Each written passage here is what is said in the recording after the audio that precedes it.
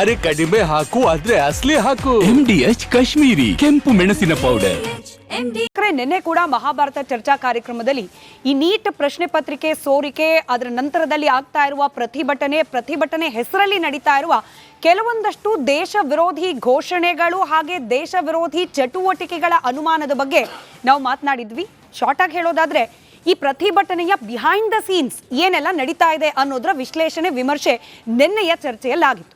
ಇವತ್ತಿನ ಚರ್ಚೆಯಲ್ಲಿ let's go deeper. ಒಂದು ಕಡೆ ಬಿಹೈಂಡ್ ದ ಸೀನ್ ಕೆಲವೊಬ್ಬರು ವಿದ್ಯಾರ್ಥಿಗಳ ಸೋಗಲ್ಲಿ ವಿದ್ಯಾರ್ಥಿಗಳು ಅಂತ ಹೇಳಿಕೊಂಡು ದೇಶ ವಿರೋಧಿ ಘೋಷಣೆಯನ್ನ ಕೂಗ್ಲಿಕ್ಕೆ ಅಂತಲೇ ಬಂದಿರುವವರಿದ್ರೆ, ಈಗ ನೇರವಾಗಿ ನೀಟ್ನಿಂದ ಅನ್ಯಾಯವಾಗಿರುವ ವಿದ್ಯಾರ್ಥಿಗಳು ಅವರಿಗೆ ಸಲ್ಲಬೇಕಾದ ನ್ಯಾಯ ಇದೆಲ್ಲವನ್ನ ಪಕ್ಕಕ್ಕೆ ಸರಿಸಿ ನಮ್ಮ ಬೇಳೆಕಾಳನ್ನ ಬೇಯಿಸ್ಕೊಳ್ಬೇಕು, ನಮಗಾಗಬೇಕಾಗಿರುವ ಲಾಭದ ಚಿಂತನೆಯನ್ನ ಮಾಡಬೇಕು ಅಂತಲೇ ಇರುವಂತಹ ರಾಜಕಾರಣಿಗಳ ರಾಜಕೀಯ ಆಟ ಬಹಿರಂಗವಾಗಿ ಪ್ರಾರಂಭ ಆಗಿಬಿಟ್ಟಿದೆ. ನಾನು ಕೇವಲ ಇಲ್ಲಿ ಕಾಂಗ್ರೆಸ್ ಪಕ್ಷ ನಿನ್ನೆ ನಡೆಸಿದಂತಹ ಮೋದಿ ಅವರ ಮನೆ ಮುಂದಿನ ಪ್ರತಿಭಟನೆಯ ಲೆಕ್ಕಾಚಾರ ಇಟ್ಕೊಂಡು ಚರ್ಚೆಯನ್ನ ಮಾಡ್ತಾ ಇಲ್ಲ, ಬದಲಾಗಿ ಇದರಲ್ಲಿ ಬಿಜೆಪಿ ಕೂಡ ತನ್ನದೇ ಆದ ರಾಜಕೀಯ ತಂತ್ರಗಾರಿಕೆಯನ್ನ ಮಾಡ್ತಾ ಇದೆಯಾ? ಆಮ್ ಆದ್ಮಿ ಪಕ್ಷದ ಪಾತ್ರ ಏನಿದೆ ಈ ಪ್ರತಿಭಟನೆಯ ನಂತರದಲ್ಲಿ ಅಥವಾ ಪ್ರತಿಭಟನೆಯ ಹಿಂದೆ ನಡೀತಾ ಇರುವ ರಾಜಕೀಯದಲ್ಲಿ? ಕಾಂಗ್ರೆಸ್ ಈಗ ಕಡಲೆ ಇರಲಿ, ಹಲಸಂಡೆ ಬೀಜ, ಕಪ್ಪು ಕಡಲೆ ಅಥವಾ ಬಿಳಿ ಕಡಲೆ, ಎಲ್ಲವೂ ಸ್ವಾದಿಷ್ಟವಾಗುತ್ತೆ. ಪಕ್ಷ ಒಂದರ್ಥದಲ್ಲಿ ಲೇಟ್ ಆಗಿ ಈ ಪ್ರತಿಭಟನೆಗೆ ಧುಮುಕಿ ಅಲ್ಲೂ ಕೂಡ ರಾಜಕೀಯ ಲಾಭದ ಪ್ರಯತ್ನ ಅಥವಾ ಲೆಕ್ಕಾಚಾರದಲ್ಲಿ ನಿರತವಾಗಿದೆಯಾ? ಒಟ್ಟಾರೆ ರಾಜಕೀಯ ರಂಗ ಪ್ರವೇಶ ಆಗಿರೋದ್ರಿಂದ ಮೂಲ ಉದ್ದೇಶ ನೀಟ್ ಪ್ರಶ್ನೆ ಪತ್ರಿಕೆ ಸೋರಿಕೆಯಿಂದ ಅನ್ಯಾಯಕ್ಕೆ ಒಳಗಾಗಿರುವ ವಿದ್ಯಾರ್ಥಿಗಳು ಅವರ ಕುಟುಂಬಸ್ಥರಿಗೆ ಸಲ್ಲಬೇಕಾದ ನ್ಯಾಯ, ಈ ವಿಚಾರನೆ ನಗಣ್ಯ ಅನ್ನೋ ಹಂತಕ್ಕೆ ಹೋಗ್ಬಿಡುತ್ತಾ ಅನ್ನೋ ಅನುಮಾನ. ಈ ಅನುಮಾನಕ್ಕೆ ಉತ್ತರವನ್ನ ಕಂಡುಕೊಳ್ಳೋ ಪ್ರಯತ್ನವನ್ನ ಇವತ್ತಿನ ಮಹಾಭಾರತ ಚರ್ಚಾ ಕಾರ್ಯಕ್ರಮದಲ್ಲಿ ಮಾಡ್ತಾ ಹೋಗೋಣ. ಚರ್ಚೆ ಪ್ರಾರಂಭಕ್ಕೆ ಮುಂಚೆ ಈ ಬಗ್ಗೆ ಒಂದು ವರದಿ ನಿಮ್ಮ ಮುಂದೆ.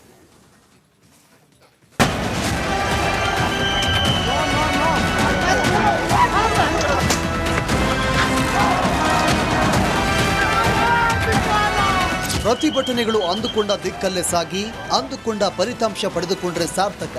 ಆದರೆ ಅನೇಕ ಬಾರಿ ಪ್ರತಿಭಟನೆಗಳು ಕವಲೊಡೆದು ಪ್ರತಿಭಟನೆಗಳಿಗೆ ಅನ್ಯ ಉದ್ದೇಶದವರು ಸೇರಿ ರಾಜಕೀಯ ಪ್ರವೇಶ ಮಾಡುತ್ತೆ. ಆಗ ಪ್ರತಿಭಟನೆಗಳ ಮೂಲ ಆಶಯವೇ ಮರೆಯಾಗಿ ಫಲಿತಾಂಶದ ಫಲ ಯಾರಿಗೆ ಸಿಗಬೇಕೋ ಅವರೇ ನಗಣ್ಯ ಅನ್ನೋ ಹಾಗೆ ಆಗ್ಬಿಡುತ್ತೆ. ನೀಟ್ ವಿಚಾರದಲ್ಲಿ ಹಾಗೆ ಆಗ್ತಾ ಇದೆಯಾ?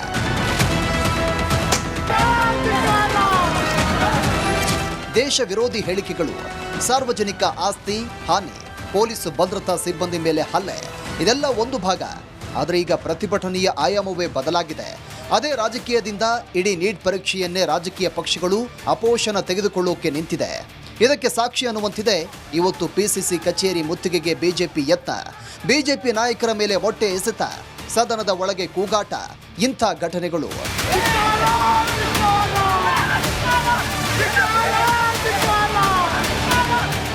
ಇಷ್ಟೇ ಅಲ್ಲದೆ ಸದನದ ಒಳಗೂ ಹೊರಗೂ ವಿಪಕ್ಷ ಕಾಂಗ್ರೆಸ್ ತನ್ನ ಪ್ರತ್ಯೇಕ ಪ್ರತಿಭಟನೆಯನ್ನ ದಿಢೀರ್ ನಿನ್ನೆಯಿಂದ ಚುರುಕು ಮಾಡಿದೆ. ಕಲಾಪದ ಸಮಯದಲ್ಲಿ ಆಗಬೇಕಿದ್ದ ಚರ್ಚೆಗಳ ಮೇಲೆ, ಸರ್ಕಾರ ಪಾಸ್ ಮಾಡಿಸಿಕೊಳ್ಳೋಕೆ ಪ್ರಯತ್ನ ಮಾಡ್ತಾ ಇರೋ ಬಿಲ್ಗಳ ಮೇಲೆ ಇದರ ಪರಿಣಾಮ ಯಾರಿಗೆ ಲಾಭ ಯಾರಿಗೆ ನಷ್ಟ ಅನ್ನೋ ಲೆಕ್ಕಾಚಾರ ಶುರುವಾಗಿದೆ. ಇದರ ಜೊತೆಗೆ ಸಂಪುಟ ವಿಸ್ತರಣೆ ಚರ್ಚೆಗೆ ಹೋದ ಮುಖ್ಯಮಂತ್ರಿ ಡಿಕೆ ಶಿವಕುಮಾರ್ ಪ್ರತಿಭಟನೆ ಗಾಳಿ ಕುಡಿದು ಬರೋ ಹಾಗಾಗಿದೆ. ಚರ್ಚೆ ಮಾಡೋಕ್ಕೆ ಖಂಡಿತ ನೀವೇ ನೋಡಿದ್ದೀರ, ನಿನ್ನೆ ಎಲ್ಲ ಪಾರ್ಲಿಮೆಂಟಲ್ಲಿ ಆಗಿದೆ, ಮತ್ತೆ ಹೊರಗಡೆ ಬಂದು ಪ್ರತಿಭಟನೆ ಮಾಡಿದ್ದಾರೆ, ಇದೆಲ್ಲ ನಡೆದಿರತಕ್ಕಂಥದ್ದು. ಅದರಿಂದ ಬಹುಶಃ ಇನ್ನು 1-2 ದಿವಸ ಮುಂದಕ್ಕೆ ಹೋಗ್ಬೋದು ನನಗೆ. ನೀಟ್ ಪರೀಕ್ಷೆ ಅಕ್ರಮಕ್ಕೆ ಸಂಬಂಧಪಟ್ಟಂತೆ ತನಿಖೆ ಪ್ರಗತಿಯಲ್ಲಿದೆ. ಮರು ಪರೀಕ್ಷೆಯೂ ಆಗಿ ತಿಂಗಳಾಗಿದೆ. ಈಗ ಕಾಂಗ್ರೆಸ್ ನಾಯಕರು ಪ್ರತಿಭಟನೆ ತೀವ್ರಗೊಳಿಸಿದ್ದು ಯಾಕೆ? ವಿದ್ಯಾರ್ಥಿಗಳ ಪರ ಅನ್ನೋ ಉದ್ದೇಶವೇ ಇದ್ದಿದ್ರೆ ಅವರ ಜೊತೆಗೆ ಪ್ರತಿಭಟನೆ ಮಾಡದೆ ಪ್ರತ್ಯೇಕ ಪ್ರತಿಭಟನೆ ಯಾಕೆ? ಧರ್ಮೇಂದ್ರ ಪ್ರಧಾನ್ ರಾಜೀನಾಮೆಗೆ ಆಗ್ರಹ ಸರಿ, ಆದರೆ ಅದೊಂದೇ ಪರಿಹಾರನ? ಹೀಗೆ ರಾಜಕೀಯವೇ ಮೇಲಾದ್ರೆ ಅನ್ಯಾಯಕ್ಕೆ ಒಳಗಾದ ವಿದ್ಯಾರ್ಥಿಗಳಿಗೆ ನ್ಯಾಯ ಸಿಗೋದು ಹೇಗೆ? ಬನ್ನಿ ಚರ್ಚೆ ಮಾಡೋಣ.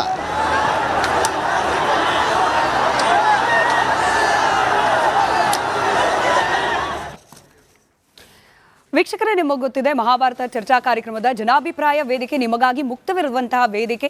ಇವತ್ತಿನ ಚರ್ಚಾ ವಿಚಾರದಲ್ಲಿ ನೀವು ನಮಗೆ ತಿಳಿಸಬೇಕು ಅಂತ ಹೇಳಿ ಬಯಸ್ತಾ ಇರುವ ಅಭಿಪ್ರಾಯ, ವಿದ್ಯಾರ್ಥಿಗಳ ಪ್ರತಿಭಟನೆಯನ್ನ ರಾಜಕೀಯ ಹೈಜಾಕ್ ಮಾಡ್ತಾ ಇದೆಯಾ?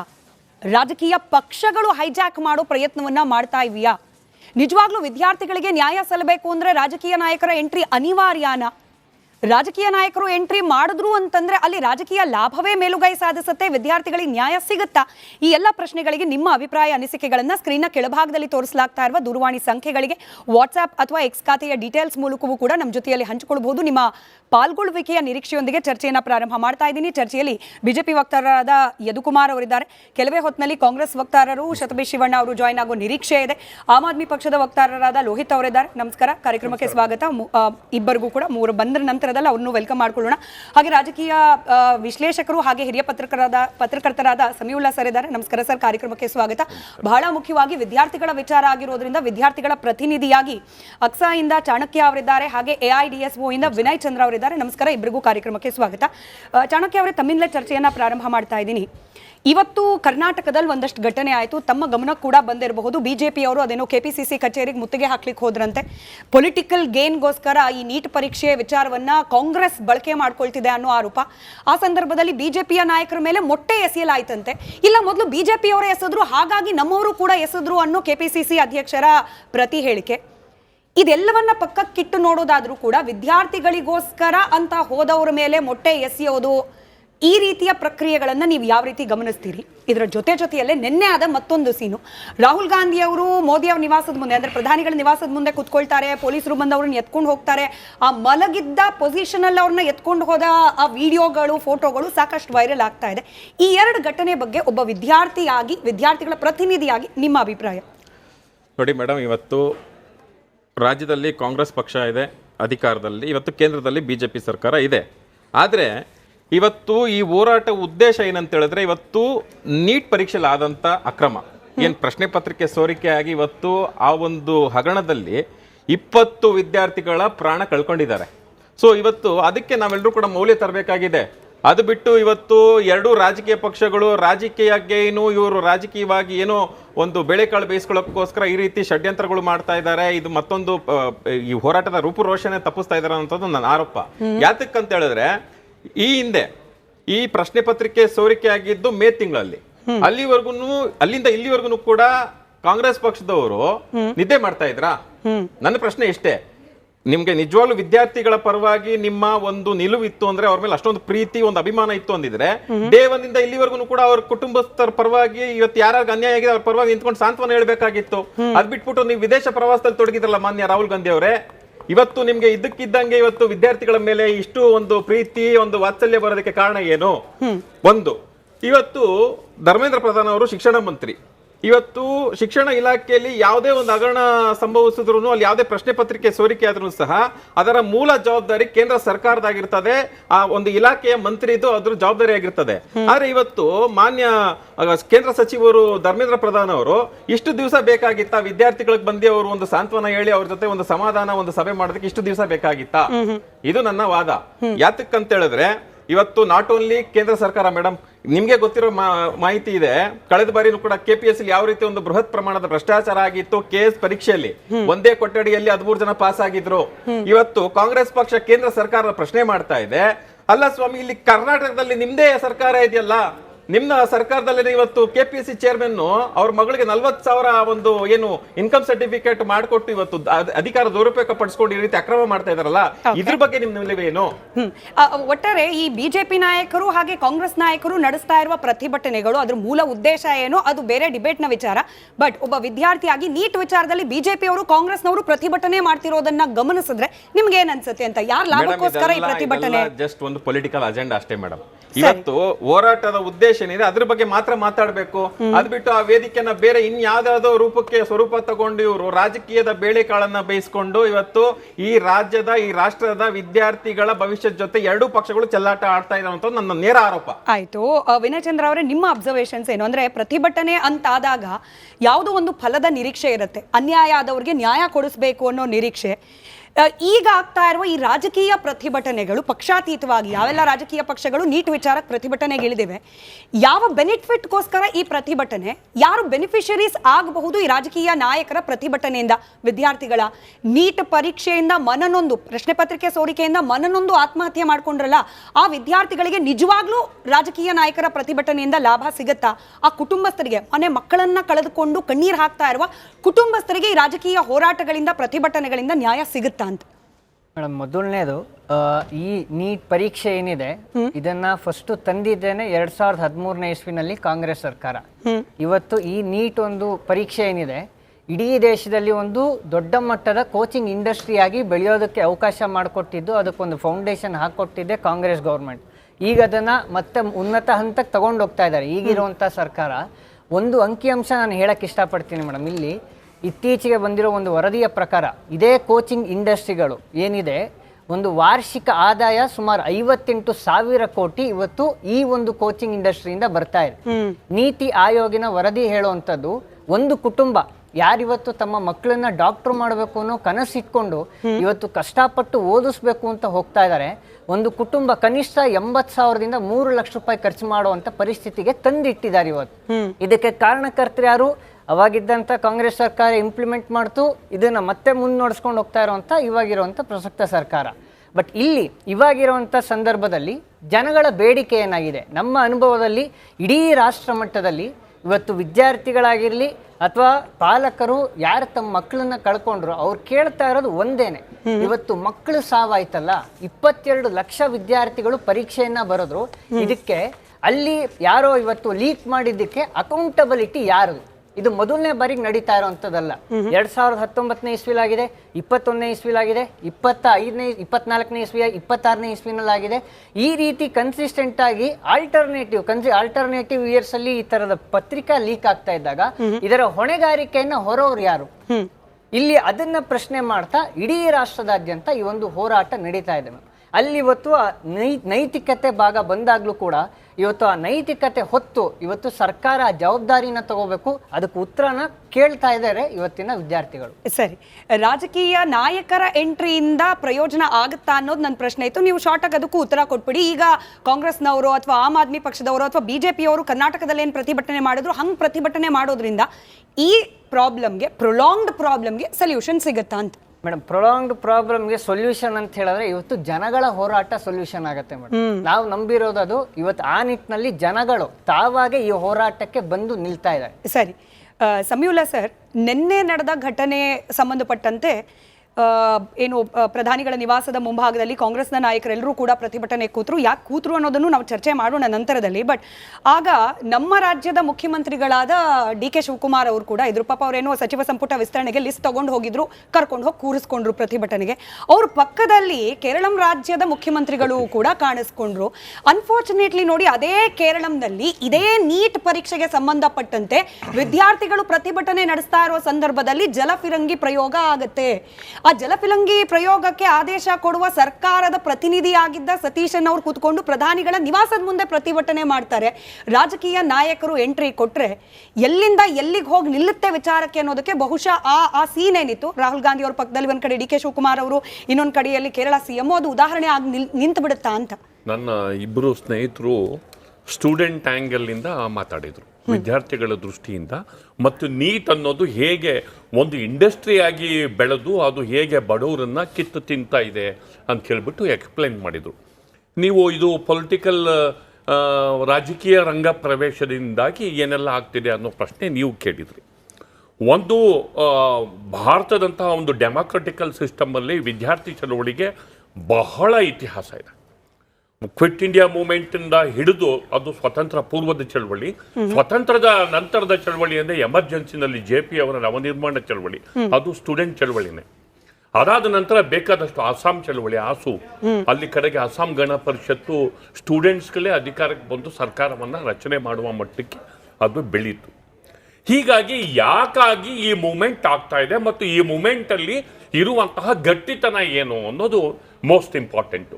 ಮತ್ತು ಈ ಥರ ಪೊಲಿಟಿಕಲ್ ಆಗಿ ದುರ್ಬಳಕೆ ಆಗೋದಕ್ಕೆ ಅದು ರೆಸಿಸ್ಟೆಂಟ್ ಇದೆಯಾ ಅಂತ. ಒಂದು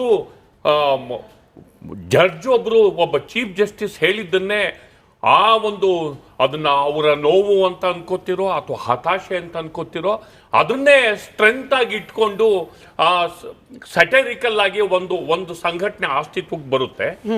ಮತ್ತು ಆನ್ಲೈನ್ ಒಪಿನಿಯನ್ ಅನ್ನ ಸ್ಟ್ರೀಟ್ ಫೈಟ್ ಆಗಿ ಕನ್ವರ್ಟ್ ಮಾಡೋದಷ್ಟು ಒಂದು ಹೊಸ ಪ್ರಯೋಗ ದೇಶದಲ್ಲಾಗುತ್ತೆ.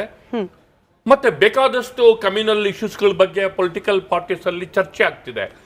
ಅದಕ್ಕೆ ಓವರ್ಟೇಕ್ ಮಾಡುವ ತರ ಯೂತ್ ಅಟೆನ್ಷನ್ ಅನ್ನ, ಅನ್ಎಂಪ್ಲಾಯ್ಮೆಂಟ್ ಅನ್ನ ಮತ್ತು ಫ್ರಸ್ಟ್ರೇಷನ್, ಅನ್ಎಂಪ್ಲಾಯ್ಮೆಂಟ್ ಬಗ್ಗೆ ಇರುವ ಫ್ರಸ್ಟ್ರೇಷನ್ನ ಒಂದು ಶಕ್ತಿಯಾಗಿ ಕನ್ವರ್ಟ್ ಮಾಡ್ಕೊಳ್ಳೋ ಸ್ವರೂಪವನ್ನು ಪಡ್ಕೊಳ್ಳುತ್ತೆ ಅಂದರೆ ನಾವು ಅದನ್ನು ಕೇವಲ ಒಂದು ಸ್ಟೂಡೆಂಟ್ ಮೂಮೆಂಟು, ನೀಟು ಅಷ್ಟೇ ಅಲ್ಲ, ನೀಟಿನ ಆಚೆ ನೋಡಬೇಕಾಗಿ ಬರುತ್ತೆ. ಪೊಲಿಟಿಕಲ್ ಪಾರ್ಟೀಸು ಬಂದೇ ಬರ್ತವೆ, ಅದರ ಲಾಭ ಬರುತ್ತೆ. ಅದು ಸರ್ಕಾರದ ವಿರುದ್ಧ ಇದೆ ಅಂದರೆ ಸರ್ಕಾರ ಅದರದೇ ಆದ ರೀತಿಯಲ್ಲಿ ಅದನ್ನ ಸಮರ್ಥನೆ ಮಾಡ್ಕೊಳ್ಳುತ್ತೆ. ಇವ್ರ ಜೊತೆ ನಾವು ಐಡೆಂಟಿಫೈ ಆದರೆ ನಮ್ಮ ಬೇಸ್ ಹಿಗ್ಗುತ್ತೆ, ನಾವು ಜಾಸ್ತಿ ಜನಕ್ಕೆ ರೀಚ್ ಆಗ್ತೀವಿ ಅಂತ ಪೊಲಿಟಿಕಲ್ ಪಾರ್ಟೀಸ್ ಬಂದೇ ಬರ್ತವೆ. ಹಾಗೆ ದುರ್ಬಳಕೆ ಆಗದ ರೀತಿನಲ್ಲಿ ಎಷ್ಟರ ಮಟ್ಟಿಗೆ ಆ ಪಕ್ಷಕ್ಕೆ ಅಥವಾ ಆ ಸಂಘಟನೆಗೆ ಕ್ಲಾರಿಟಿ ಇದೆ ಅದ್ರ ಮೇಲೆ ಡಿಪೆಂಡ್ ಆಗುತ್ತೆ. ಯಾಕಂದ್ರೆ ಅವ್ರು ಇಲ್ಲಿವರೆಗೂ ಅವ್ರ ಪೊಲಿಟಿಕಲ್ ಪಾರ್ಟಿ ಅಂತ ಸಿಜೆಪಿ ಹೇಳ್ಕೊಂಡಿಲ್ಲ. ಮತ್ತೆ ಆಗ್ತಿರೋ ಪ್ರೊಟೆಸ್ಟ್ ಕೂಡ ಈಗ ಯಾರನ್ನಾರು ಹೊಣೆ ಆಗ್ಬೇಕಲ್ವಾ. ಈಗ ಕಾಂಗ್ರೆಸ್ ಅವರು ಮಾತಾಡ್ಲಿಲ್ಲ ಸರಿ, ಇನ್ನು ಬಿಜೆಪಿ ಅವರು ಡಿಫೆಂಡ್ ಮಾಡ್ಕೋತಾರೆ ಸರಿ. Somebody has to ask. ಯಾರಾದ್ರೂ ಕೇಳ್ಬೇಕಲ್ವಾ? 20 ಜನ ನಮ್ಮ ಅಮಾಯಕ ಮಕ್ಕಳು ಸತ್ತಿದ್ದಾರೆ ಅಂದ್ರೆ ಯಾರಾದ್ರೂ ಕೇಳ್ಬೇಕಲ್ವಾ? ಯಾರಾದ್ರೂ ಹೊಣೆ ಆಗ್ಬೇಕಲ್ವಾ? ಯಾರಾದ್ರೂ ಆಗ್ಬೇಕಲ್ವಾ? ಯಾರಾದ್ರೂ ಹೊಣೆ ಆಗ್ಬೇಕಲ್ವಾ? ಈಗ ನಿಮ್ಮ ಇಶ್ಯೂಸ್ಗಳು ಇಟ್ಕೊಂಡು ಯೂತ್ನ ಟೇಕ್ ಇಟ್ ಗ್ರಾಂಟೆಡ್ ಅಂತಂದಾಗ ಅದಕ್ಕೊಂದು ನೀತಿ ಅಂತಿರುತ್ತೆ, ಅದಕ್ಕೊಂದು ಹಕ್ಕುಗಳು ಇರುತ್ತೆ. ಹೀಗಾಗಿ ಯಂಗ್ಸ್ಟರ್ಸ್ಗಳು ಈಗ ಹಿಂಸೆ ಮತ್ತು ಅವ್ರ ಮೇಲೆ ನಡೆಸಿದಂತಹ ಪೊಲೀಸು ಲಾಠಿ ಚಾರ್ಜ್ ಯಾವೂ ಕೂಡ ನಾವು ಸಮರ್ಥನೆ ಮಾಡ್ಕೊಳ್ಳೋ ಸ್ಥಿತಿನಲ್ಲೇ ಇಲ್ಲ. ಅಟ್ ದಿ ಸೇಮ್ ಟೈಮ್ ರಾಜಕೀಯ ದುರ್ಬಳಕೆ ಆಗೋದನ್ನು ಕೂಡ ನಾವು ಅದನ್ನ ಸಮರ್ಥನೆ ಮಾಡ್ಕೊಳ್ಳೋದಿಲ್ಲ. ನಿಜ ಸರ್, ಯಾವುದೇ ಪ್ರತಿಭಟನೆ ಆದ್ರೂ ಕೂಡ ಅದ್ರ ಹಿಂದಿರುವ ಕಾಸ್ ಎಷ್ಟು ಮುಖ್ಯವಾಗುತ್ತೋ ಪ್ರತಿಭಟನೆ ನಡೆಸುವ ಮೆಥಡ್ ಕೂಡ ಬಹಳ ಮುಖ್ಯ. ಯಾಕಂದ್ರೆ ಮೆಥಡ್ ಏನೆ ಯಾವ ರೀತಿ ಪ್ರತಿಭಟನೆಗಳು ನಡೆಯುತ್ತೆ ಅನ್ನೋದೇನೆ ಸಂದೇಶ ರವಾನೆ ಮಾಡೋದು, ಜೊತೆಗೆ ಪರಿಣಾಮದ ತನಕ ತೆಗೆದುಕೊಂಡು ಹೋಗೋದು. ಬಟ್ ಈ ಪ್ರತಿಭಟನೆ ಶುರುವಾದ ಉದ್ದೇಶ ನೀವ್ ಹೇಳ್ದ ಹಾಗೆ ನಮ್ಗೆಲ್ಲರಿಗೂ ಗೊತ್ತಿರೋ ಹಾಗೆ ಬಹಳ ಸೂಕ್ತವಾಗಿತ್ತು. ಇಂಥದ್ದೊಂದು ಪ್ರತಿಭಟನೆ ಬಹುಶಃ ಭಾರತದ ಶಿಕ್ಷಣ ಸಂಸ್ಥೆ ಆಮೂಲಾಗ್ರ ಬದಲಾವಣೆಗೆ ಅವಶ್ಯಕತೆ ಇತ್ತು ಅನ್ಕೊಳ್ಳೋಣ ಸರ್. ಬಟ್ ದ ಮೆಥಡ್, ಮತ್ತದೇ ರಾಜಕೀಯ ಪ್ರವೇಶ, ಮತ್ತದೇ ರಾಜಕಾರಣಿಗಳ ಲಾಭ ನಷ್ಟದ ಲೆಕ್ಕಾಚಾರಗಳು, ಸೊ ಎಲ್ಲಿ ಭಿನ್ನವಾಗಿ ನಿಲ್ತಾ ಇದೆ ಭಾರತದಲ್ಲಿ? ಪ್ರತಿ ಹಂತದಲ್ಲೂ ರಾಜಕೀಯ ಪ್ರವೇಶ ಆಗುತ್ತೆ. ಪ್ರತಿ ಹಂತದಲ್ಲೂ ಬದುಕಲ್ಲಿ, ರಸ್ತೆನಲ್ಲಿ, ಇನ್ಯಾವುದೋ ಅಂಗಡಿನಲ್ಲಿ, ಇನ್ಯಾವುದೋ ಪ್ರತಿಭಟನೆಯಲ್ಲಿ, ಇನ್ಯಾವುದೋ ಖರೀದಿನಲ್ಲಿ, ಎಲ್ಲ ಹಂತದಲ್ಲೂ ರಾಜಕಾರಣ ಪ್ರವೇಶ ಆಗುತ್ತೆ.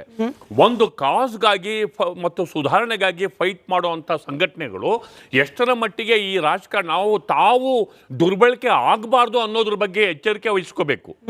ಮೋಸ್ಟ್ ಇಂಪಾರ್ಟೆಂಟ್ ಇಲ್ಲಿ ಪ್ರತಿಭಟನೆ ಮಾಡೋರು, ಆಂದೋಲನ ಮಾಡೋರು ತಮ್ಮ ಹಕ್ಕುಗಳು ದುರ್ಬಳಕೆ ಆಗಬಾರ್ದು ಅನ್ನುವ ಎಚ್ಚರ ಇರಬೇಕು. ಈಗ ಇಷ್ಟಕ್ಕೆ ಕಾರಣ ಏನು? ಈಗ ಅವರು ವಾಂಗ್ಚುಕ್ ಅವ್ರನ್ನ ಶಿಫ್ಟ್ ಮಾಡಿದ ರೀತಿ ಏಕಾಏಕಿ ನುಗ್ಗಿಬಿಟ್ಟು ಅಂಥದ್ದು ಅಗತ್ಯ ಇತ್ತಾ? ರೊಚ್ಚಿಗೆಪ್ಸಿದ್ದದು ಅವ್ರನ್ನ ರಾತ್ರೋರಾತ್ರಿ ಅಲ್ಲಿಂದ ಎತ್ತಿ ಆಸ್ಪತ್ರೆಗೆ ಸೇರಿಸಿದ್ದು ರೀತಿ. ಮತ್ತೆ ಅದಾದ ನಂತರ ಹೀಗಾಗಿ ಪರಿಸ್ಥಿತಿ ಅದು ಈ ಮಟ್ಟದ ಪ್ರತಿಭಟನೆಗೆ ಸರಿಯಾದ ಸ್ಟ್ರಾಟಜಿ ಇಲ್ದಲೇ ಇರೋದು, ಅಥವಾ ಇವ್ರನ್ನ ಹೇಗೆ ಹ್ಯಾಂಡಲ್ ಮಾಡಬೇಕು, ಟೇಕ್ ಇಟ್ ಗ್ರಾಂಟೆಡ್. ಅವ್ರನ್ನ ವಾಂಗ್ಚುಕ್ಕಿನ ತೆಗೆದುಬಿಟ್ಟ ಅಂದ್ರೆ ಇವ್ರು ಡಿಸ್ಪರ್ಸ್ ಆಗ್ತಾರೆ, ಇವ್ರ ಕೈಲಿ ಇನ್ನೇನ್ ಮಾಡಕ್ಕಾಗತ್ತೆ ಅನ್ನುವಂತಹ ಟೇಕ್ ಇಟ್ ಗ್ರಾಂಟೆಡ್ ಅನ್ನೋ ನೀತಿ ಇದೆಯಲ್ವಾ, ಆ ನೀತಿನೇ ಇವತ್ತೊಂದು ಕಗ್ಗಂಟಾಗಿ ಒಂದು ದೊಡ್ಡ ಇಶ್ಯೂ ಆಗಿ ಬೆಳೆದುಕೊಂಡಿದೆ. ಅಲ್ಲಿಗೆ ನೇರವಾಗಿ ರಾಜಕೀಯಕ್ಕೆ ಇಳಿಯೋ ಸಮಯ ಬಂತು ಚರ್ಚೆಯಲ್ಲಿ. ಯಾಕಂದ್ರೆ ಇಷ್ಟೊತ್ತು ವಿದ್ಯಾರ್ಥಿಗಳನ್ನ ಹಾಗೆ ಹಿರಿಯ ಪತ್ರಕರ್ತರನ್ನ ಪ್ರಶ್ನೆ ಮಾಡ್ತಾ ಇದೆ, ರಾಜಕೀಯ ಪಕ್ಷದ ಪ್ರತಿನಿಧಿಗಳನ್ನ ಪ್ರಶ್ನೆ ಮಾಡುವಾಗ ನೇರವಾಗಿ ಮಾಡೋಣ. ಶತಬಿ ಶಿವಣ್ಣ ಅವರು ಕೂಡ ಜಾಯಿನ್ ಆಗಿದ್ದಾರೆ, ಕಾಂಗ್ರೆಸ್ನ ವಕ್ತಾರರು, after long time. Thank you sir. ಹಾಗೆ ಕಾರ್ಯಕ್ರಮಕ್ಕೆ ಸ್ವಾಗತ ತಮಗೆ. ಸಮೀವುಲ್ಲಾ ಸರ್ ಹೇಳ್ತಾ ಇದ್ರು, ಪ್ರತಿಭಟನೆಯನ್ನ ರಾಜಕಾರಣಿಗಳು ದುರ್ಬಳಕೆ ಮಾಡ್ಕೊಳ್ತಿದ್ದಾರಾ ಅನ್ನೋ ಒಂದು ಚಿಂತನೆ ಪ್ರತಿಭಟನೆ ಮಾಡ್ತಿರುವ ಮೂಲ ಅಥವಾ ಅಸಲಿ ವಿದ್ಯಾರ್ಥಿಗಳಿಗೂ ಕೂಡ ಬರಬೇಕಾಗತ್ತೆ ಅಂತ ಹೇಳಿ.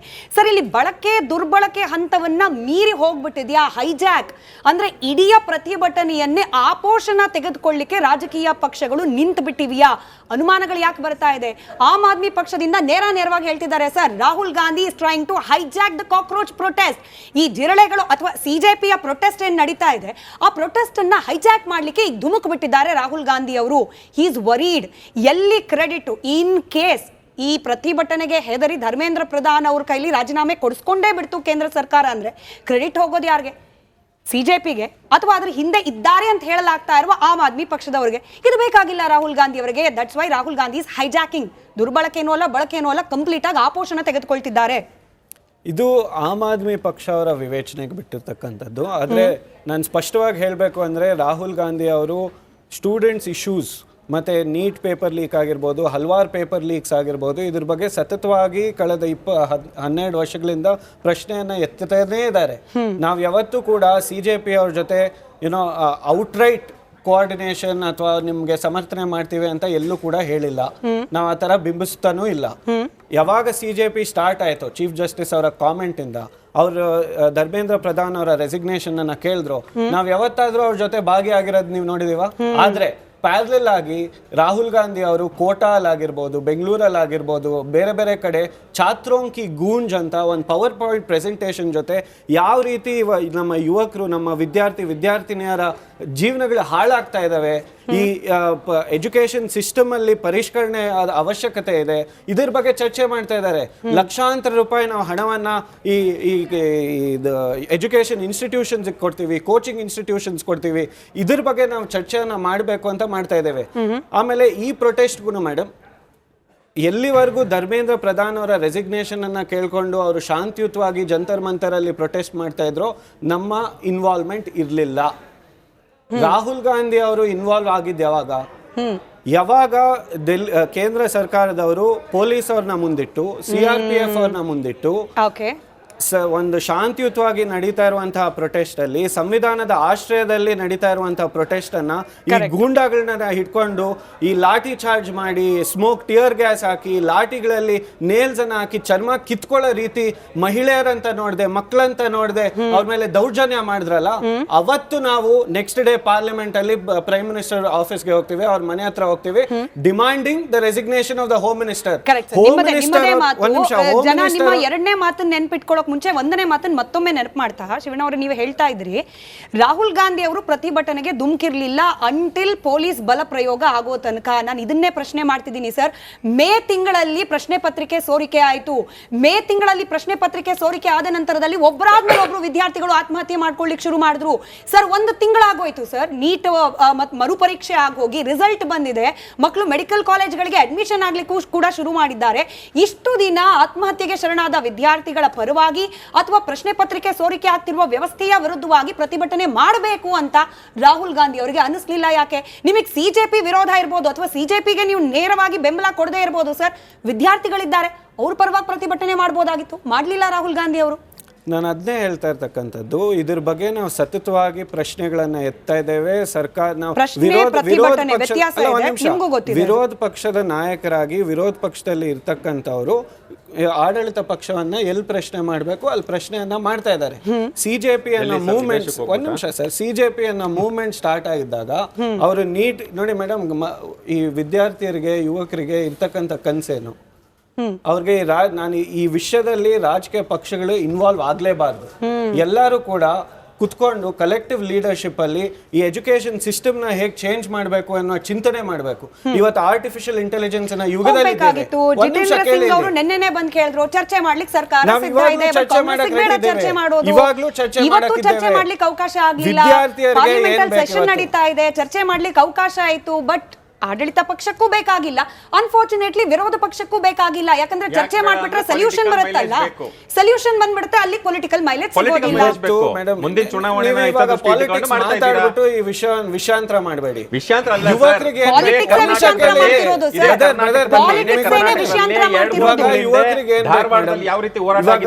ಸತ್ಯಾಂಶ ಏನಂದ್ರೆ 152 ಪೇಪರ್ ಲೀಕ್ ಆಗಿರೋದು ನಿಜ, ಇಟ್ ಇಸ್ ಅ ಫ್ಯಾಕ್ಟ್. 27 ಜನ ಯುವಕರು, ವಿದ್ಯಾರ್ಥಿನಿಯರು ಆತ್ಮಹತ್ಯೆ ಆಗಿರೋದು, ಈ ಸಿಸ್ಟಮ್ಗೆ ಬಲಿ ಆಗಿರೋದು, ಅವ್ರ ಕೊಲೆ ಆಗಿರೋದು ನಿಜ. ಸರಿ, ಇಲ್ಲ ಕೋಟ್ಯಾಂತರ ಯುವಕರು ಈ ಸಿಸ್ಟಮ್ ಇಂದ ಅವ್ರ ಜೀವನ ಎಫೆಕ್ಟ್ ಆಗಿರೋದು ಸತ್ಯ. ಇದ್ರ ಬಗ್ಗೆ ಚರ್ಚೆ ಮಾಡೋಣ. ಇದು ನೀಟ್ ನಾವು ಹೇಗೆ ಎಕ್ಸಾಮ್ ಪೇಪರ್ ಲೀಕ್ಸ್ ನಿಲ್ಸೋದು ಹೇಗೆ ಅಂತ ಚರ್ಚೆ ಮಾಡೋಣ. ಇದರಲ್ಲಿ ರಾಜಕೀಯ ಬರಬೇಕು.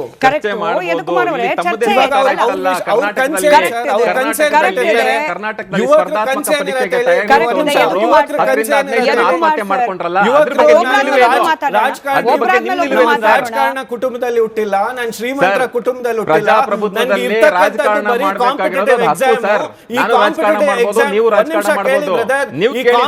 ಎಕ್ಸಾಮ್ ನಾನು ತೀರಿಸಿದ್ರೆ ನಾನು ಹಿಂದೆ ಇರ್ತಕ್ಕಂಥ ತಂದೆ ತಾಯಿಯ ಸಾಲವನ್ನ ತೀರಿಸಬಹುದು, ನಾನು ಮುಂದೆ ಇರ್ತಕ್ಕಂಥ ನನ್ನ ಹೊಸ ಪೀಳಿಗೆಯ ಜೀವನವನ್ನ ಕಟ್ಟಬಹುದು ಅಂತ ಅವ್ರು ಹೋರಾಡ್ತಾ ಇರ್ತಾರೆ.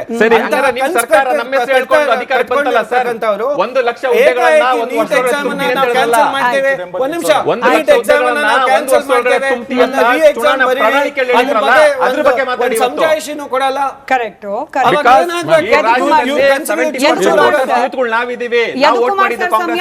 ಹೋಗ್ತಾ ಇರೋರು 22 ನಿಮಿಷ ಆಯ್ತು. ನನಗೆ ಇನ್ನೂ ಇಬ್ರು ಆಮೇಲೆ ಪ್ಯಾನಲಿಸ್ಟ್ ಒಂದು ಗಳಿದ್ದಾರೆ. ಒಬ್ಬರಾದ್ಮೇಲೆ ಒಬ್ರು factual correction KPSC chairman resignation ಬಗ್ಗೆ ನಮ್ಮ ಬ್ರದರ್ Resignation ನಾವು FIR ಮಾಡ್ತಿದ್ವಿ ಆ ಸರ್. ಭ್ರಷ್ಟಾಚಾರ ನಾವು ಏನಾಗಿತ್ತು? FIR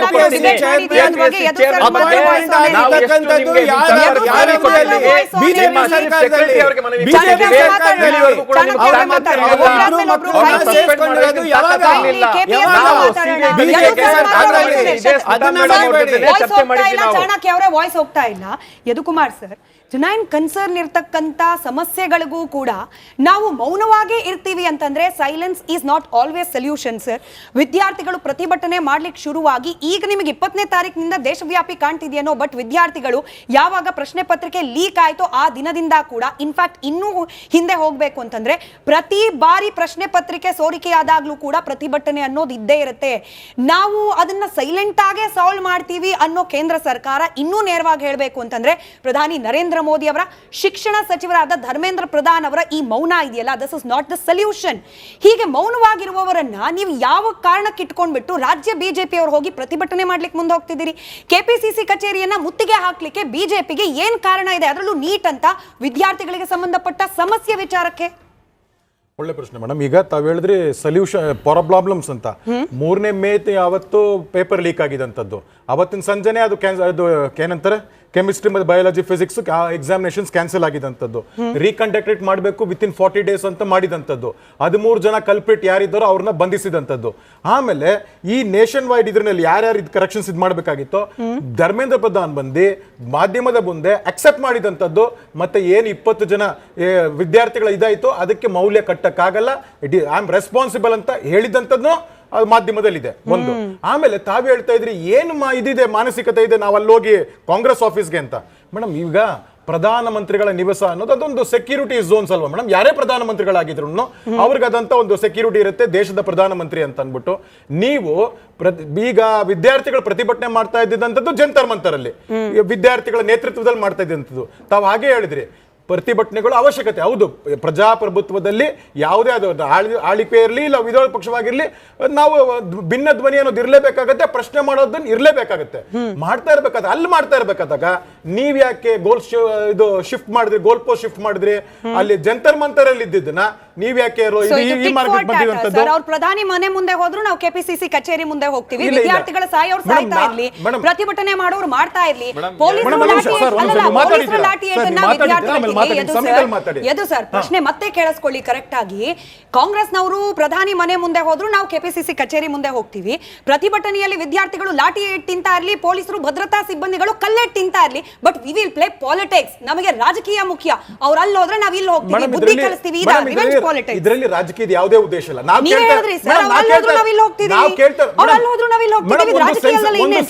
ಮೇಡಮ್, ಇದು ಸೆಕ್ಯೂರಿಟಿ ವಿಷಯ ಆಗಿರ್ಬೇಕಾದಾಗ ನಾಳೆ ದಿನ ಸೆಕ್ಯೂರಿಟಿ ನ್ಯಾಷನಲ್ ಸೆಕ್ಯೂರಿಟೀಸ್ ಆದ ಪ್ರಧಾನಮಂತ್ರಿಗಳಿಗೆ ಆಗ್ಬೋದು, ಅದು ಲೀಡರ್ ಆಫ್ ಆಪೋಸಿಷನ್ಗೆ ಆಗ್ಬೋದು. ಯಾರು ಉತ್ತರ ಕೊಡ್ತಾರೆ? ಅದಲ್ಲಿ ಗವರ್ಮೆಂಟ್ ಉತ್ತರ ಕೊಡುತ್ತೆ. ಅವ್ರಿಗೆ ಏನ್ ಪ್ರೋಟೋಕಾಲ್ ಇದೆಯೋ ಆ ರೀತಿ ಮಾಡಬೇಕಾಗತ್ತೆ. ಈಗ ಫ್ರೀಡಮ್ ಪಾರ್ಕ್ ಬಿಟ್ಬಿಟ್ಟು ನೀವು ಎಲ್ಲಾದ್ರೂ ಹೋಗ್ಬಿಟ್ಟು ಪ್ರತಿಭಟನೆ ಮಾಡ್ತೀರಾ ಬೆಂಗಳೂರಲ್ಲಿ? ಈ ಒಂದು ತಾರತಮ್ಯ ನೀವು ಮಾಡಿದಂತದಕ್ಕೆ ಆ ಮೆಡಿಸಿನ್ಸ್ ಅವ್ರಿಗೆ ಕೊಡಬೇಕಾಗತ್ತೆ ಅಂತ ಅನ್ಬಿಟ್ಟು ಒಂದು ನಾ ಕೇಳೋದು. ತಾವಾಗ್ಲೇ ಒಂದು ಇನ್ನೊಂದು ಹೇಳಿದ್ರಿ, ಅಲ್ಲಿ ಯಾರು ಈ ಒಂದು ಪ್ರತಿಭಟನೆಯ ನೇತೃತ್ವ ವಹಿಸ್ತಾರೋ ಅದಕ್ಕೊಂದು ಪ್ರೋಸೆಸ್ ಇರುತ್ತೆ, ಅದಕ್ಕೊಂದು ಲೀಡರ್ಶಿಪ್ಸ್ ಇರುತ್ತೆ ಅಂತ. ವಿದ್ಯಾರ್ಥಿ ಪ್ರತಿಭಟನೆ ಎಸ್ ವೆಲ್ ಫೇರ್ ಎನಫ್ ಅದಲ್ಲಿ. ಆದ್ರೆ ಅಲ್ಲಿ ಬಂದಂತ ಸ್ಲೋಗನ್ಸ್ ಯಾವ್ದು ಮೇಡಮ್? ಮಾತುಕತೆಗಳು ಯಾವ್ದು ಮೇಡಮ್? ಅದಲ್ಲಿ ಅಲ್ಲಾ ತೇರಾ ನಾಮ್ ರೇಗಾ, ನೇಪಾಲ್ ಜೈಸಾ ಉಕಾಡ್ ದೇಂಗೆ, ಇದು ಬಂದಿದಂತದ್ದು. Revoke the article 370. ಆಮೇಲೆ ಮೊನ್ನೆ ಇದಾಯ್ತು ಹೈಡ್ರೋಜನ್ ಟ್ರೈನ್, ಇದಕ್ಕೆ ಅದಕ್ಕೆ ಕಲ್ಲೊಡ್ದಂತದ್ದು.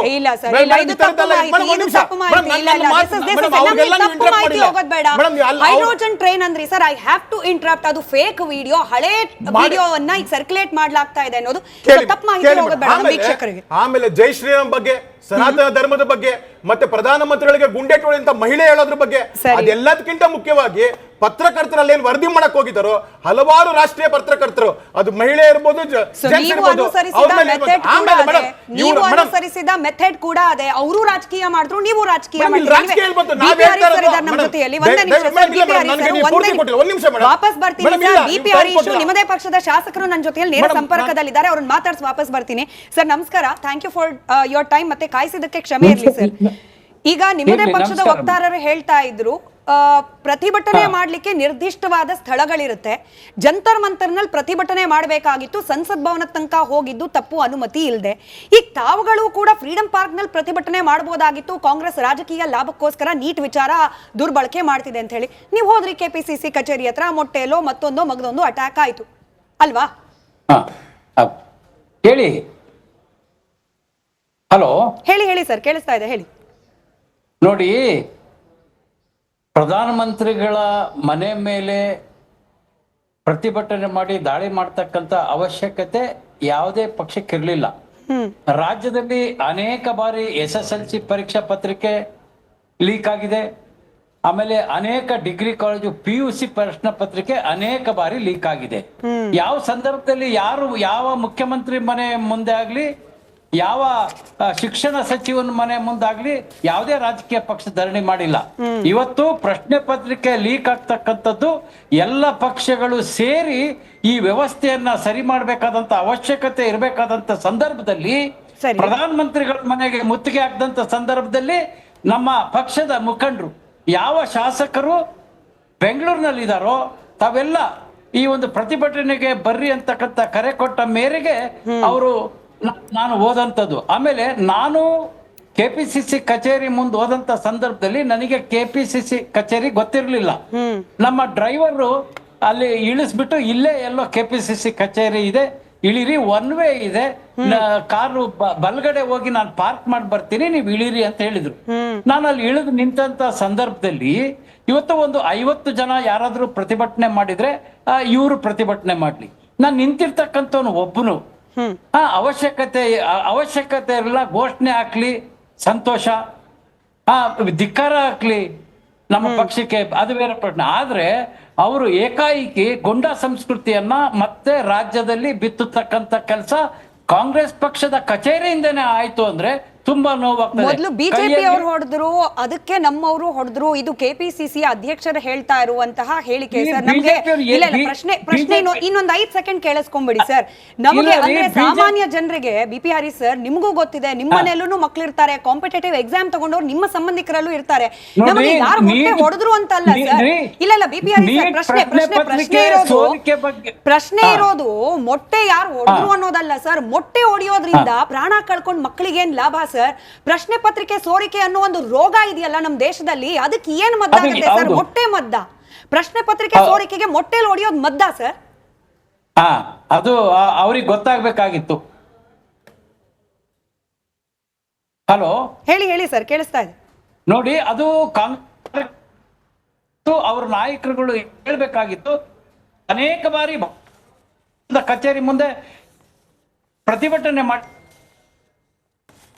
ಕೂಡ ಭಾರತೀಯ ಜನತಾ ಪಕ್ಷದ ಕಾರ್ಯಕರ್ತರು ಮುಖಂಡರಲ್ಲಿ ಅವ್ರ ಬಗ್ಗೆ ಏನು ಮಾತಾಡಿಲ್ಲ. ಅವ್ರು ಪ್ರತಿಭಟನೆ ಮಾಡಿ ಹೋಗ್ತಕ್ಕಂತ ಅವಕಾಶವನ್ನ ನಾವು ಮಾಡಿಕೊಟ್ಟಿದ್ದೀವಿ.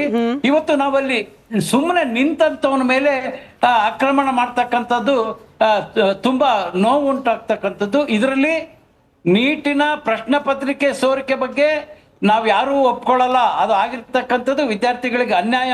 ನನ್ನ ಪ್ರಶ್ನೆ, ರಾಜ್ಯದಲ್ಲಿ ಅನೇಕ ಬಾರಿ PUC SSLC ಎಲ್ಲ ಡಿಗ್ರಿ ಪ್ರಶ್ನೆ ಪತ್ರಿಕೆಗಳು ಲೀಕ್ ಆಗದಂತ ಸಂದರ್ಭದಲ್ಲಿ ಯಾವಾಗ ಯಾರು ಮುಖ್ಯಮಂತ್ರಿ ಮನೆ ಮುಂದೆ ಶಿಕ್ಷಣ ಮೊಟ್ಟೆ ಹೊಡಿಲಿಲ್ಲ ಸರ್, ಅದಕ್ಕೆ ಸೊಲ್ಯೂಷನ್ ಸಿಕ್ಕಿಲ್ಲ. ಮೊಟ್ಟೆ ಹೊಡ್ಕೊಂಡಿದ್ರೆ ಸೊಲ್ಯೂಷನ್ ಸಿಕ್ತಿತ್ತು. Anyway I am really sorry sir, ನಿಮ್ದು ವಾಯ್ಸ್ ಕೂಡ ಬ್ರೇಕ್ ಆಗ್ತಾ ಇದೆ. ಹಾಗೆ ನೀವು ಸಮಯ ಕೊಟ್ಟಿದ್ದು ಒಂದೆರಡು ಪ್ರಶ್ನೆಗೆ ನಿಮ್ಮ ಆಲ್ರೆಡಿ ನಿಯೋಜನೆ ಆಗಿರೋ ಕಾರ್ಯಕ್ರಮಗಳಿದೆ ಅನ್ನೋ ಮಾಹಿತಿ ಇದೆ. Thank you so much sir. BP Harish sir ನಮ್ಮ ಜೊತೆಯಲ್ಲಿ ಇಷ್ಟೊತ್ತು ಕಾರ್ಯಕ್ರಮದಲ್ಲಿ ಜಾಯಿನ್ ಆಗಿದ್ದಕ್ಕೆ. ಲೋಹಿತ್ ಅವರೇ ಹಾಗೆ ಕ್ಷಮೆ ಇರಲಿ, 30 ನಿಮಿಷದ ನಂತರ ಪ್ರಶ್ನೆ ಕೇಳ್ತಿದ್ದೀನಿ. ಬಹಳ ಪ್ರಮುಖವಾದ ಪ್ರಶ್ನೆ ಕೇಳಬೇಕಾಗಿರೋದು ರಾಜಕೀಯ ವಿಚಾರಕ್ಕೆ, ಆಮ್ ಆದ್ಮಿ ಪಕ್ಷಕ್ಕೆ. ಯಾಕಂದ್ರೆ ಈ ಇಡೀ ಪ್ರತಿಭಟನೆಯ ಹಿಂದಿರೋದೇ ಪಂಜಾಬ್ ಎಲೆಕ್ಷನ್ ಅನ್ನೋ ಬಿಗ್ಗರ್ ಅಜೆಂಡಾ ಆಮ್ ಆದ್ಮಿ ಪಕ್ಷದ್ದು. ಯಾವ ರೀತಿಯಾಗಿ ದೆಹಲಿ ಬಾರ್ಡರ್ ನಲ್ಲಿ ಹಿಂದೆ ರೈತರ ಪ್ರತಿಭಟನೆಯ ಲಾಭವನ್ನ ನೇರವಾಗಿ ಆಮ್ ಆದ್ಮಿ ಪಕ್ಷ ಪಡೆದುಕೊಂಡಿತ್ತು ಚುನಾವಣೆಯಲ್ಲಿ, ಅದೇ ರೀತಿಯಲ್ಲಿ ಒಂದು ಮೊಮೆಂಟಮ್ ಬಿಲ್ಡ್ ಮಾಡೋ ಪ್ರಯತ್ನವನ್ನ ಆಮ್ ಆದ್ಮಿ ಪಕ್ಷ ಈ CJP ಅನ್ನೋ ಮುಖವಾಡವನ್ನ ಬಳಕೆ ಮಾಡ್ಕೊಂಡು ಮಾಡ್ತಾ ಇದೆ. ಎಲ್ಲಿ ಕಾಂಗ್ರೆಸ್ ತನ್ನ ಲಾಭದಲ್ಲಿ ಪಾಲನ್ನ ತೆಗೆದುಕೊಂಡು ಬಿಡುತ್ತೋ ಅಂತ ಹೇಳಿ ಇದೀಗ BJP ಹಾಗೆ ಕಾಂಗ್ರೆಸ್ ಭಾಯಿ ಅನ್ನೋ ರೀತಿಯ ಟ್ವೀಟ್ಗಳು ಆಮ್ ಆದ್ಮಿ ಪಕ್ಷದ ಕಡೆಯಿಂದ ಬರ್ತಾ ಇದೆ. ಆರೋಪ ಸರ್? ಆರೋಪ ನಿರಾಕರಿಸ್ತೀನಿ ಮೇಡಮ್. ಚಾಣಕ್ಯರು ಇಲ್ಲೇ ಇದ್ದಾರೆ. ಅಕ್ಸಾ ಅವರು ಕರ್ನಾಟಕದಲ್ಲಿ KS ಪ್ರತಿಭಟನೆ ಮಾಡೋದಲ್ಲೂ ಕೂಡ ನಾವು ಬೆಂಬಲ ಮಾಡಿದ್ದೀವಿ. ಅಲ್ಲಿ ಆ ರಾಜಕಾರಣ ಇತ್ತು, ನಾವು ವೇದಿಕೆ ಮೇಲೆ ನಿಂತ್ಕೊಂಡು ಭಾಷಣ ಮಾಡಿದ್ದೀವಿ. ಇವತ್ತು ನೀವು ಡೆಲ್ಲಿ ಮಾದರಿಯಲ್ಲಿ ಏನು ಪ್ರೊಟೆಸ್ಟ್ಗಳು ಆಗ್ತಿದ್ದಾವೋ ಆ ರೀತಿ ಪ್ರೊಟೆಸ್ಟನ್ನು ಬೆಂಗಳೂರಲ್ಲೂ ಕೂಡ ನಾವು ತರ್ತಾ ಇದ್ದೀವಿ. ಅಲ್ಲಿ ಯಾರೂ ಕಾಂಗ್ರೆಸ್ ಅವರು ಬಂದಿಲ್ಲ, ಯಾರೂ ಬಿಜೆಪಿಯವರು ಬಂದಿಲ್ಲ. ಬಂದಿರೋರೆಲ್ಲ ಸಮಾನ ಮನಸ್ಥಿತಿಯವರಂತೂ ಬಂದು ಅದು ಪಾರ್ಟಿಸಿಪೇಟ್ ಮಾಡ್ತಾರೆ. ಸ್ಟೂಡೆಂಟ್ಸ್ ಕಾಲೇಜಿಂದ ಮುಗಿಸ್ಕೊಂಡ್ ಬರ್ತಾ ಇದ್ದಾರೆ. ಸೊ ಈಗ ನಮ್ಮ ಕರ್ತವ್ಯ ಅಂದ್ರೆ ನಮ್ಮ ಪಕ್ಷದ ನಿಲುವೇ ಆ ಕರ್ತವ್ಯ, ಅದು ಎಜುಕೇಶನ್ ಮತ್ತೆ ಮೆಡಿಕಲ್. ಆ ರೀತಿಯಾಗಿದ್ದಾಗ ಅದನ್ನ ಯಾರೇ ಮಾಡಿದ್ರು ಕೂಡ ಆಮ್ ಆದ್ಮಿಯವರು ಹೋಗಿ ಅದನ್ನ ಬೆಂಬಲಿಸ್ತಾರೆ. ಫಾರ್ ಎಕ್ಸಾಂಪಲ್, ತಾವು ತುಂಬಾ ಚೆನ್ನಾಗಿ ಶಿವಣ್ಣ ಅವರಿಗೆ ಒಂದು ಪ್ರಶ್ನೆ ಕೇಳ್ತೀರಿ. ರಾಹುಲ್ ಗಾಂಧಿ ಅವರು ಪ್ರತಿಭಟನೆಯಲ್ಲಿ ಖಂಡಿತವಾಗ್ಲೂ ಬಂದಿರಲಿಲ್ಲ. ಯಾವಾಗ ನೀಟಿನ ಪ್ರತಿಭಟನೆ ನಡಿಬೇಕಂದಾಗ, ಅಲ್ಲಿ ಕುಂತ್ಕೊಂಡು ಸ್ಟ್ರೈಕ್ ಮಾಡ್ಬೇಕಂದಾಗ, ಉಪವಾಸ ಮಾಡ್ಬೇಕಂದಾಗ ರಾಹುಲ್ ಗಾಂಧಿ ಅವ್ರು ಕಾಣಿಸೇ ಇಲ್ಲ. ನಾವು ಹೋಗಿ ಬೆಂಬಲಿಸಿದ್ವಿ. ನಮ್ಮ ಕಾರ್ಯಕರ್ತರು ಹೋಗಿ ಒಂದಿನ ಉಪವಾಸ ಕುಂತ್ಕೊಂಡ್ ಬಂದ್ರು. ಎಲ್ಲೂ ಕೂಡ ನಾವು ಶಾಲ್ ಆಗ್ಲಿ ಟೋಪಿ ಆಗ್ಲಿ ಧರಿಸಿರ್ಲಿಲ್ಲ. ಯಾಕಂದ್ರೆ ಸಮಾನ ಮನಸ್ಥಿತಿ ಎಲ್ಲ ಒಂದ್ ಕಡೆ ಒಳ್ಳೇದಾಗ್ತಾ ಇದಾವೆ, ಇದಾಗ್ಲೇಬೇಕು, ಖಂಡಿತ ಮಾಡ್ತಾರೆ ಅಂತ ನಾವು ಹೋದ್ವಿ. ಎಲ್ಲೂ ಕೂಡ ಆಮ್ ಆದ್ಮಿ ಅವ್ರು ಮಾಡ್ತಾರೆ ಅಂತ ಹೇಳಿಲ್ಲ. ಆದ್ರೆ ಏನು ಒಂದೇ ಏಕಾಏಕಿ ಅವ್ರ ಮೇಲೆ ಲಾಠಿ ಚಾರ್ಜ್ ಆದ ತಕ್ಷಣ ಇವರು ಅಲ್ಲಿಗೆ ಹೋಗ್ಲಿಲ್ಲ, ಡೈರೆಕ್ಟ್ ಆಗಿ ಹೋಗ್ಬಿಟ್ಟು PM ಮುಂದೆ ಹೋಗಿ ಆ ಸೆಕ್ಯೂರಿಟಿಯನ್ನ ಹೊಡೆದಾಕ್ಬಿಟ್ಟು ಆ ರೀತಿಯಾಗಿ ಸ್ಟ್ರೈಕ್ ಮಾಡ್ತಾರಲ್ಲ, ಅದನ್ನ ನಾವು ತಪ್ಪು ಮಾಹಿತಿ ಕೊಡಬಾರ್ದು ಸರ್. ಪಾರ್ಲಿಮೆಂಟ್ ಸೆಷನ್ ಮುಗಿಸಿದ ತಕ್ಷಣ, ಪಾರ್ಲಿಮೆಂಟ್ ಅಲ್ಲಿ ಅಡ್ಜರ್ನ್ಮೆಂಟ್ ಮೋಷನ್ ಮೂವ್ ಆಗಿದ ತಕ್ಷಣ ಮೊದಲು ಹೋಗಿದ್ದು ರಾಹುಲ್ ಗಾಂಧಿ ಅವರು ಆಸ್ಪತ್ರೆಗೆ. ಅಲ್ಲಿ ಪೀಡಿತರ ಯುವಕರು ಯಾರಿದ್ರು ಅವ್ರನ್ನೆಲ್ಲಾನು ಪರಿಚಯ ಮಾಡ್ಕೊಂಡು ಅವ್ರ ಜೊತೆ ಮಾತಾಡಿ ಅವ್ರಿಗೆ ಸಾಂತ್ವನವನ್ನ ತಿಳಿಸಿ ಅದಾದ ನಂತರ ಅವರು ಪ್ರಧಾನಮಂತ್ರಿ ನಿವಾಸಕ್ಕೆ ರಾಹುಲ್ ಗಾಂಧಿ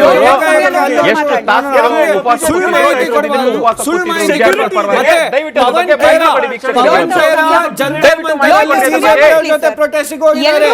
ಆಮೇಲೆ ಫ್ರೀಡಂ ಪಾರ್ಕ್ ಅಲ್ಲಿ NSUI ಕಾಂಗ್ರೆಸ್ ಪಕ್ಷದ ಸ್ಟೂಡೆಂಟ್ ಆರ್ಗನೈಸೇಷನ್ ಭಾಗವಹಿಸಿದೆ.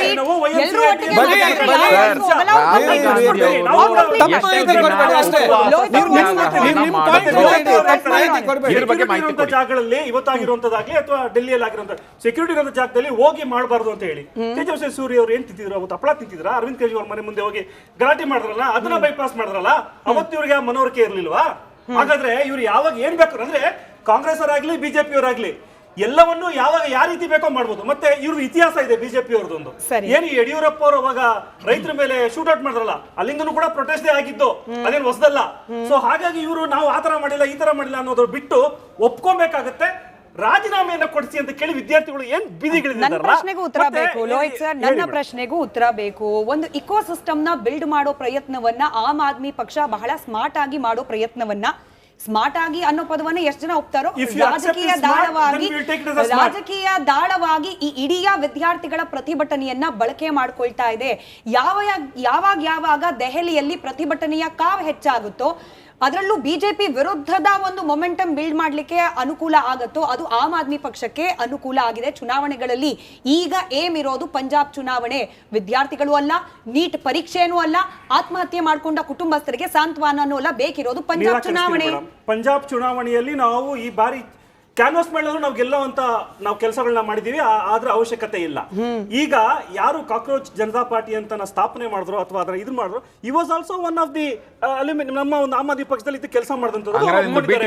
ಹಾಗಾಗಿ ಅವರು ಪ್ರತಿಭಟನೆ ಮಾಡ್ತಿದ್ದಾರೆ, ಅವ್ರು ಇಲ್ಲಿ ಇಟ್ಬಿಟ್ಟು ಸಡನ್ ಆಗಿ ನಾವು ಹೋಗಿ ನಾವೇ ಮಾಡ್ತಿದೀವಿ ಅಂತ ಅನ್ಕೊಂಡ್ರೆ ಅದು ಸ್ಮಾರ್ಟ್ನೆಸ್ ಅಂತ ಅನ್ಕೊಂಡ್ರೆ ನಾವೇನ್ ಮಾಡಕ್ಕಾಗುತ್ತೆ. ಬಟ್ ನಾವೆಲ್ಲಾದ್ರೂ ಕೂಡ ನಮ್ಮ ಬಾವುಟವನ್ನ ಆಸಿ ಇದು ನಂದೇ, ಇದು ನಾನೇ ಅಂತ ತಿಳಿಸ್ತಾ ಇಲ್ಲ. ಎಲ್ಲಿ ನಿಮ್ಮ ಪಕ್ಷದಲ್ಲೂ ಕೂಡ ನಿಮ್ಮ ಮಾಡ್ಬೇಕಾದಾಗ ಬಂದಿದ್ವಿ, ನಮ್ದೇನು ಅಕ್ಸ ಆಗದ್ರೆ ಪಕ್ಷದಲ್ಲಿ ಯಾರು ಕೂಡ ಬೆಳೆದಿಲ್ಲ. ಪ್ರಜಾಪ್ರಭುತ್ವದಲ್ಲಿ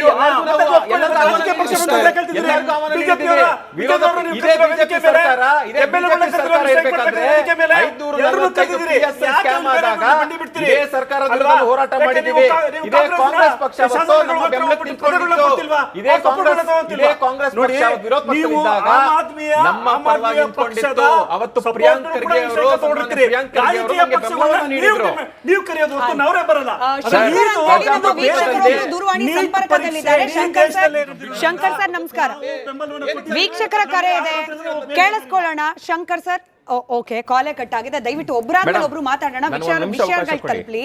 ಬಂದೆ ಶಿವಣ್ಣ ಸರ್, ನೀವು ಹೇಳ್ತಾ ಇದ್ರಿ ರಾಹುಲ್ ಗಾಂಧಿ ಅವರು ಸದಾ ವಿದ್ಯಾರ್ಥಿಗಳ ಪರವಾಗಿ ಪ್ರತಿಭಟನೆ ಮಾಡುವವರು. ನಿಜವಾಗ್ಲೂ ಕೂಡ ವಿದ್ಯಾರ್ಥಿಗಳ ಪರವಾಗಿ ಪ್ರತಿಭಟನೆ ಮಾಡಬೇಕು ಅನ್ನೋ ಉದ್ದೇಶ ಇದ್ದಿದ್ರೆ, ಒಂದು ಚಿಕ್ಕ ಎಕ್ಸಾಂಪಲ್, ನಮ್ಮ ರಾಜ್ಯದ ಮುಖ್ಯಮಂತ್ರಿಗಳನ್ನ ಕರೆಸ್ಕೊಳ್ತಾರೆ ನಿಮ್ಮ ಪಕ್ಷದ ಹೈಕಮಾಂಡ್ ನಾಯಕರು ಟು ಡಿಸ್ಕಸ್ ಸಂಪುಟ ವಿಸ್ತರಣೆ. ನಿಜವಾಗ್ಲೂ ವಿದ್ಯಾರ್ಥಿಗಳ ಪ್ರತಿಭಟನೆನೇ ಪ್ಲಾನ್ ಅಲ್ಲಿ ಇದ್ದಿದ್ರೆ DK ಶಿವಕುಮಾರ್ ಅವರನ್ನ ಕರೆಸ್ಕೊಂಡಿದ್ದು ಯಾಕೆ? ಸಂಪುಟ ವಿಸ್ತರಣೆಗೋಸ್ಕರ ಲಿಸ್ಟ್ ಇಟ್ಕೊಂಡು ಕೂತಿದ್ದ DK ಶಿವಕುಮಾರ್ ಅವರನ್ನ ಹಂಗೆ ಕರ್ಕೊಂಡು ಹೋಗಿ ಪ್ರಧಾನಿಗಳ ನಿವಾಸದ ಮೇಲೆ ಕೂರಿಸಿದೆ ಯಾಕೆ? ಇದನ್ನೆಲ್ಲ ಗಮನಿಸಿದಾಗ ಎಂತವ್ರಿಗಾದ್ರೂ ಅನುಮಾನ ಬರುತ್ತಪ್ಪ, this was not pre plan. ಸಿಜೆಪಿಯ ಪ್ರೊಟೆಸ್ಟ್ ಯಾವಾಗ ಒಂದು ಮೊಮೆಂಟಮ್ ಬಿಲ್ಡ್ ಆಗ್ತಿದೆ ಅಂತ ಗೊತ್ತಾಗ್ತಾ ಇದೆ. ಇದ್ರ ಪೊಲಿಟಿಕಲ್ ಗೇಮ್ ಕಾಂಗ್ರೆಸ್ ಆಗಲ್ಲ ಅನ್ನೋದು ಗೊತ್ತಾಗ್ತಾ ಇದೆ. Congress decided on spot. ಮುಂಚೆ ನಿರ್ಧಾರವಾಗಿದ್ದ ಎಲ್ಲಾ ರೀತಿಯ ಚಟುವಟಿಕೆಗಳನ್ನ ಬದಿಗೊತ್ತಿ ಕರ್ನಾಟಕದ ಸಂಪುಟ ವಿಸ್ತರಣೆಯನ್ನು ಸೇರಿಸಿಕೊಂಡು ಹೋದ್ರು. ನೇರವಾಗಿ ಪ್ರಧಾನಿಗಳ ನಿವಾಸದ ಮುಂದೆ ಪ್ರತಿಭಟನೆ ಮಾಡ್ಲಿಕ್ಕೆ ಶುರು ಮಾಡಿದ್ರು. ರಾಹುಲ್ ಗಾಂಧಿ ಅವ್ರನ್ನ ಎತ್ಕೊಂಡು ಹೋದ್ರು ಪೊಲೀಸರು. ವಿಡಿಯೋ ಸರ್ಕ್ಯುಲೇಟ್ ಆಯ್ತು. ಅಲ್ಲಿಗೆ ಕಾಂಗ್ರೆಸ್ ವರ್ಸಸ್ ಬಿಜೆಪಿ ಅನ್ನೋ ರೀತಿಯಲ್ಲಿ ಚಿತ್ರಣ ಶುರುವಾಯಿತು. ಮೇಡಮ್, ನೀವು ನಿಮ್ಮ ಪ್ರಶ್ನೆಗಳನ್ನ ಚೆನ್ನಾಗಿ ಕೇಳ್ತೀರಾ. ನಿಮ್ಮ ಉತ್ತರನೂ ಚೆನ್ನಾಗಿರುತ್ತೆ ಸರ್. ಫ್ಯಾಕ್ಟ್ಸ್ ಏನಂತ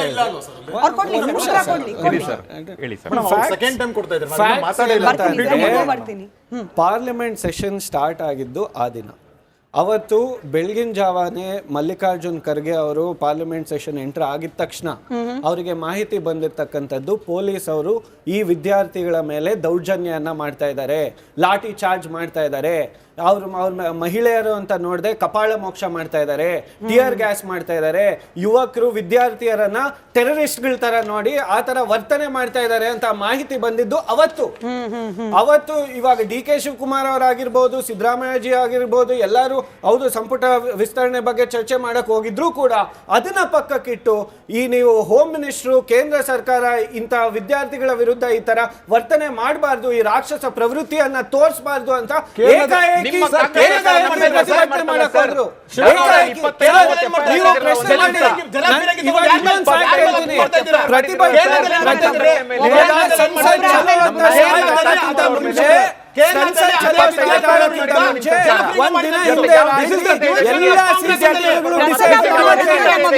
ದೂರವಾಣಿ ಸಂಪರ್ಕದಲ್ಲಿದ್ದಾರೆ. ಎಲ್ಲರ voice on YouTube. Prasanna Kumar ಅವರೇ ನಮಸ್ಕಾರ. ಪ್ರಸನ್ನ ಕುಮಾರ್ ಅವರೇ ನಮಸ್ಕಾರ. ನಮಸ್ಕಾರ ಸರ್, ಹೇಳಿ ಸರ್. ಯದು ಸರ್ ವಾಯ್ಸ್ ಹೇಳಿ ಸರ್. ಪ್ರಸನ್ನ ಸರ್ ಮಾತಾಡಿ ಸರ್. ವಾಯ್ಸ್ ಹೋಗ್ತಾ ಇಲ್ಲ ಸರ್, ವಾಯ್ಸ್ ಹೋಗ್ತಿಲ್ಲ. ನಮ್ಮ ಕಾಲರ್ ಶತವೀಶ್ ಸರ್, ಶಿವಣ್ಣ ಸರ್ ಕೇಳಿಸ್ಕೊಳ್ಳಿ. ಪ್ರಸನ್ನ ಕುಮಾರ್ ಸರ್ ನಮಸ್ಕಾರ, ಮಾತಾಡಿ. ನಮಸ್ತೆ ಮೇಡಮ್. ಹೇಳ್ತೀರಿ ಈ ರಾಜಕೀಯ ದುರುದ್ದೇಶಕ್ಕೆ ವಿದ್ಯಾರ್ಥಿ ಪ್ರತಿಭಟನೆ ಹೈಜಾಕ್ ಆಗ್ತಾ ಇದೆಯಾ? Madam hello. Yadu sir, Shivanna sir, ವೀಕ್ಷಕರು ಕರೆ ಮಾಡಿದ್ದಾರೆ, ಕೇಳಿಸ್ಕೊಳ್ಳಿ. Yadu sir please.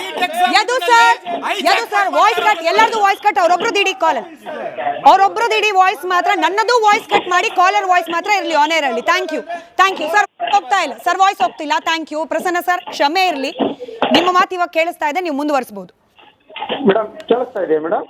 ಇದೆ ಸರ್, ಹೇಳಿ ಮೇಡಮ್. ಈ ನಮ್ಮ ಭಾರತ ದೇಶದಲ್ಲಿ ಪ್ರತಿಯೊಬ್ಬರಿಗೂ ಒಂದು ಹೋರಾಟ ಮಾಡ್ಲಿಕ್ಕೆ ಸಂವಿಧಾನದಲ್ಲಿ ಕೂಡ ಹಕ್ಕಿದೆ.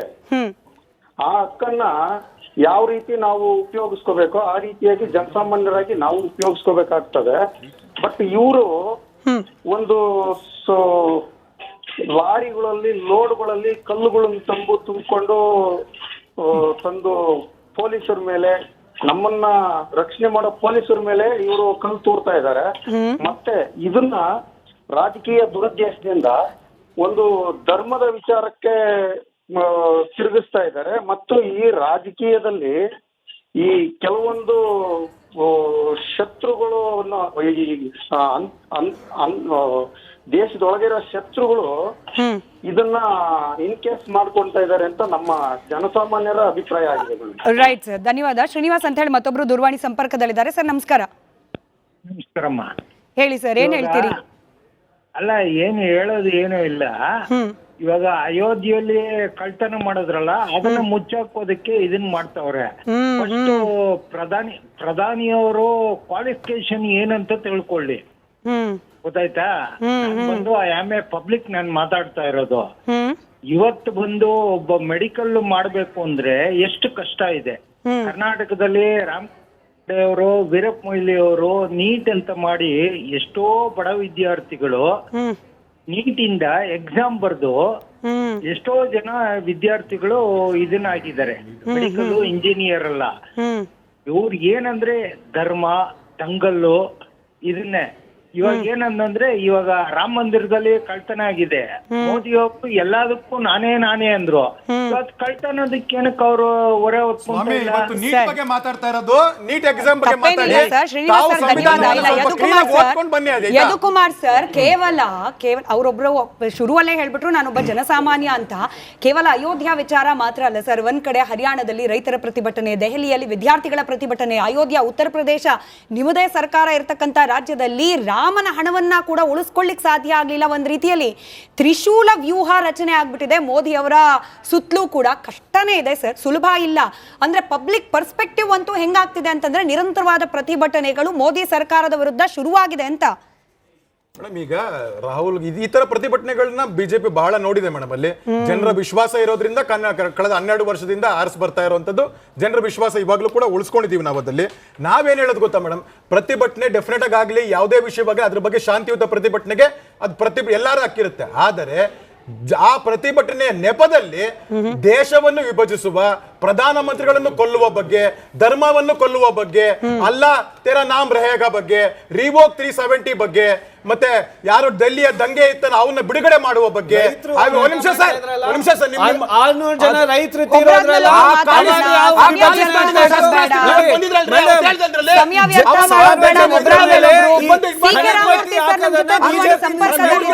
ನಮಸ್ಕಾರ. CK. Ramamurthy sir, Yadu sir CK. Ramamurthy sir ನಮ್ಮ ಜೊತೆ ದೂರವಾಣಿ ಸಂಪರ್ಕದಲ್ಲಿದ್ದಾರೆ. ಸರ್ ನಮಸ್ಕಾರ. ನಿಮ್ ಸರ್ಕಾರಕ್ಕೆ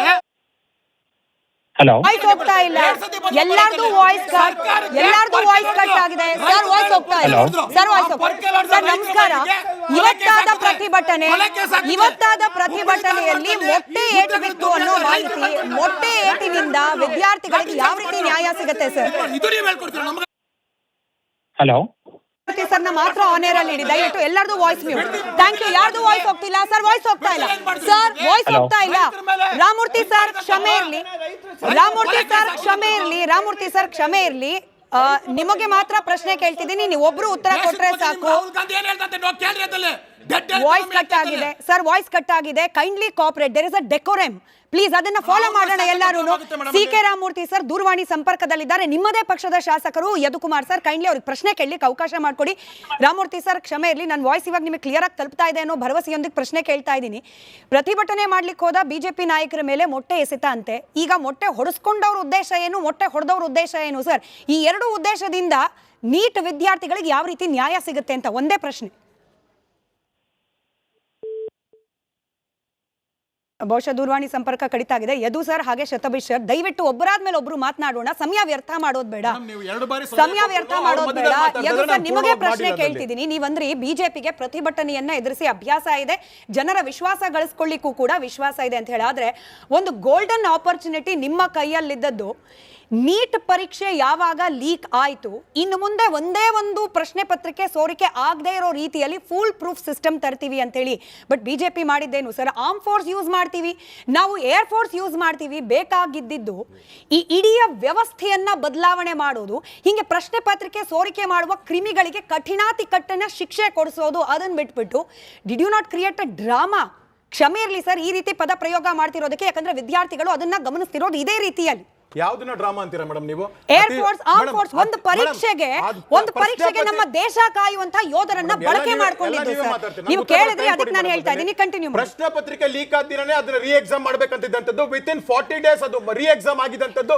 ಇದೆಲ್ಲ ಆಕ್ಷನ್ಸ್ ಮೇಡಮ್. ಅದಲ್ಲಿ ಯಾರು ಅದಕ್ಕೆ ಬಾಧಿತರಾಗಿದ್ರು, ಯಾರು ಅದನ್ನ ದೋಷಿತರಾಗಿದ್ರು, 13 ಜನನ ಒಂದು ಒಳಗಡೆ ಹಾಕಿದ್ದೀವಿ. ಅದಲ್ಲಿ 2027 ನಲ್ಲಿ it's will be a digital format, no OMR ಆ ತರದ್ದು ಯಾವ್ದು ಇಲ್ಲ ಅಂತ ಈಗಾಗಲೇ ಶಿಕ್ಷಣ ಸಚಿವರು ಹೇಳಿದ್ದಾರೆ.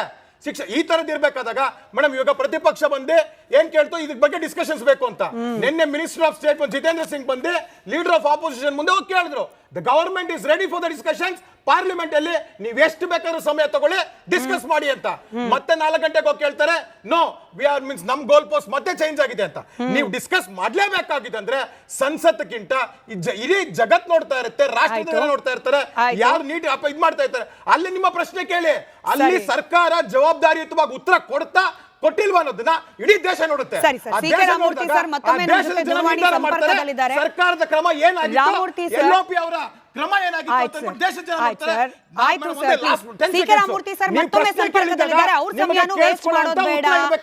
C K Ramamurthy sir, BJP ಇವತ್ತು ಪ್ರತಿಭಟನೆ ಮಾಡುವಂತಹದ್ದು ಏನಿತ್ತು ಪರಿಸ್ಥಿತಿ, ಕಾರಣ ಏನಿತ್ತು?